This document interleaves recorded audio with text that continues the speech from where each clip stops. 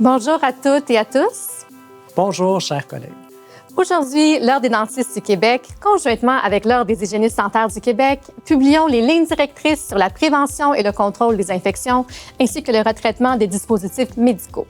Ce document est le fruit de recherches et de consultations avec plusieurs intervenants de l'écosystème des soins dentaires, notamment les régulateurs dentaires canadiens, le ministère de la Santé et des Services sociaux, les associations et bien sûr, vous, les professionnels. Vous aviez été nombreux à contribuer aux consultations et pour cela, sincèrement, nous vous en remercions. Nous sommes conscients que l'arrivée de ces nouvelles lignes directrices, comme tout changement, peut susciter des préoccupations, des inquiétudes ou des questions.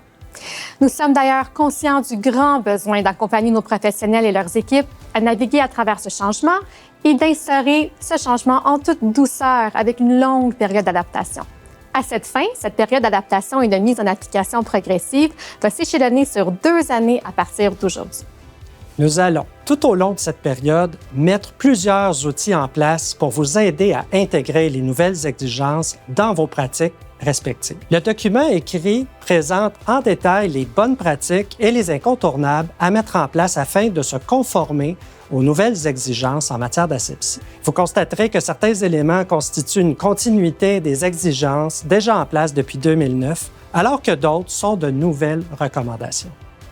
Je vous invite à bien lire le document et, au besoin, de vous référer à la formation disponible qui fait le survol des différents aspects relatifs à l'asepsie.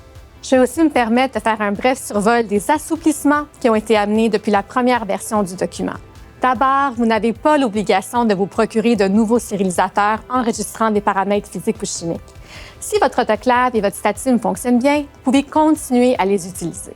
Il ne sera pas non plus obligatoire de documenter le contenu de chaque charge. Si vous avez un système qui le fait, comme le Stéritrace, tant mieux, mais ce ne sera pas exigé.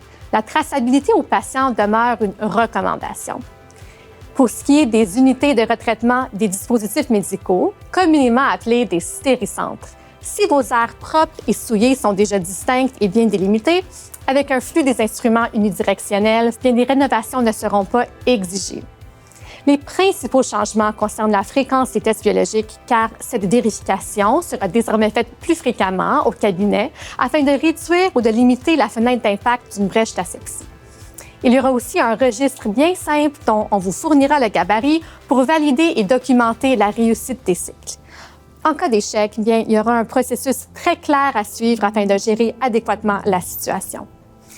Pour vous soutenir dans cette transition, nous avons développé une formation virtuelle intitulée « Protocole de prévention et de contrôle des infections de A à Z ».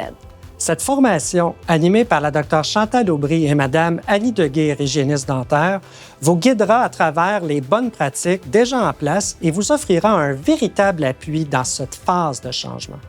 Je vous encourage fortement à prendre le temps de suivre cette formation de haute qualité qui explique en détail les étapes, les conditions et les exigences de façon simple et détaillée. On le sait, dans les cabinets dentaires, l'asepsie, c'est un travail d'équipe. Sachez que nous demeurons disponibles pour répondre à vos questions ou préoccupations. Et nous vous invitons à nous contacter à tout moment pour toute question ou demande d'information. Merci de votre écoute. Et bonne journée.